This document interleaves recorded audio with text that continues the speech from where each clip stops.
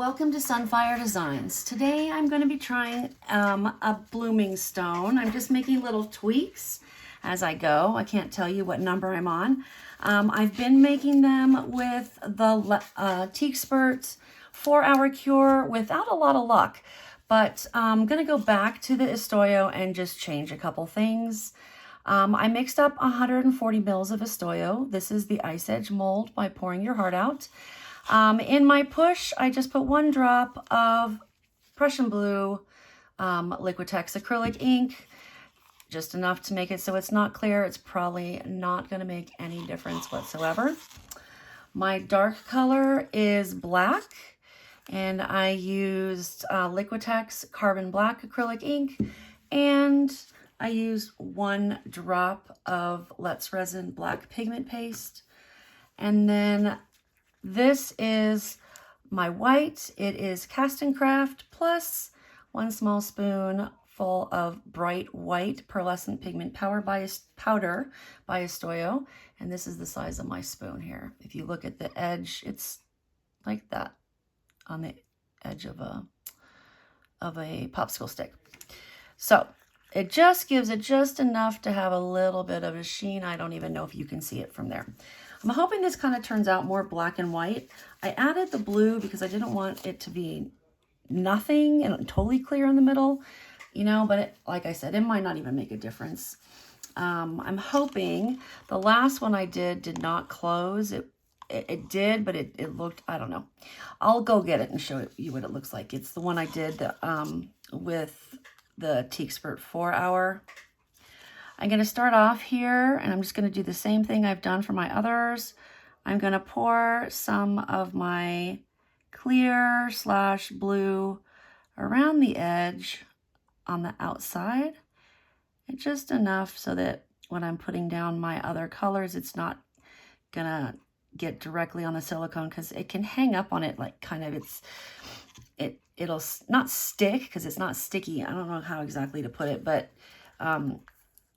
it makes it harder for it to move aside if you put it directly on the silicone. At least that's my thoughts on it.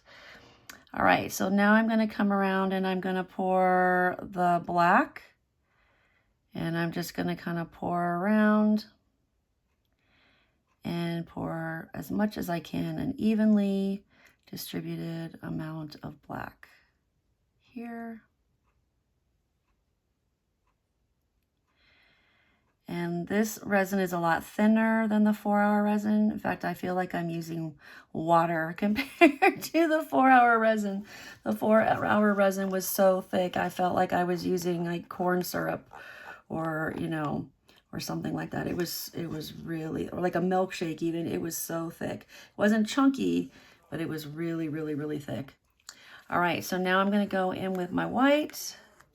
And don't mind my husband, he's doing something in the other room. I can hear him talking to his friends online. We all have our things, right?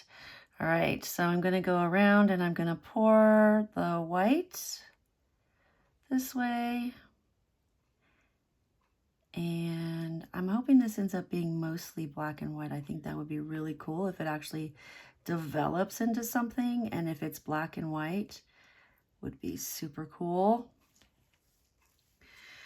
The last like 5 that I've done using that thicker resin, so it is very strange for me to be using the Estoyo again. I like it. It's just different. It's made me feel very cold for some reason because I'm using it, and it makes me feel like it's really thick and cold. Okay, so now I'm going to do my push.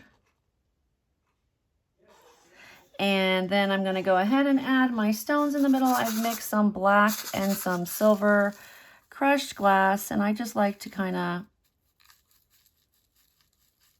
pour them out of a cup because it's just easier for them to go where I want them to go. And I'm not putting in a lot. I'm just putting in a little bit and poking them down to make sure that they get to the bottom and get rid of any air bubbles that are in there. And then I am going to take my torch and I'm going to torch this.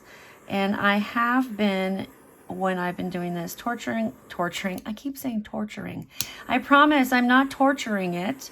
I've been torching it every 30 seconds to 1 minute as it moves. So hopefully it will close up and give us something really cool. If it does not, I'm gonna adjust my proportions and see if maybe having a little bit more of the dark color and the white will help, because I feel like the white kind of, the clear kind of overtakes it. Let me show you what I mean by the last one I did. That was, I did a similar color scheme, but I added the blue to the white. This is the one I made with the 4-hour resin, and you can kind of, I mean, you can see my hand through it, and it looks really cool. Don't get me wrong. In fact, there's probably going to be a video about this if it's not up already, but it's just, it is kind of dirty. I was touching it, so it's got, not, the top is not clear, but it's just very strange, and it doesn't close all the way. So I'm hoping that using the thinner resin, it will close all the way. And then maybe I should go back and add a little more color to it to kind of help it so it doesn't have as big of a clear spot in the middle. But like I said, I need to find out what happens here first. So I am going to go ahead and put it on a time lapse, just a brief one, for a little bit while I torch it and kind of clean up my area. And then I will come back when it's time to unmold. Fingers crossed this works out and comes out awesome. See you in a few.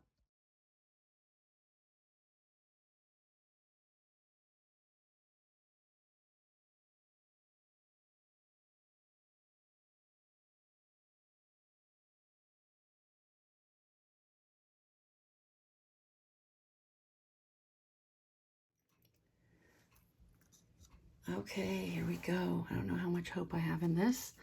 I don't know why my center shifted. I'm sure it's just on this side, but let's see. How did we go?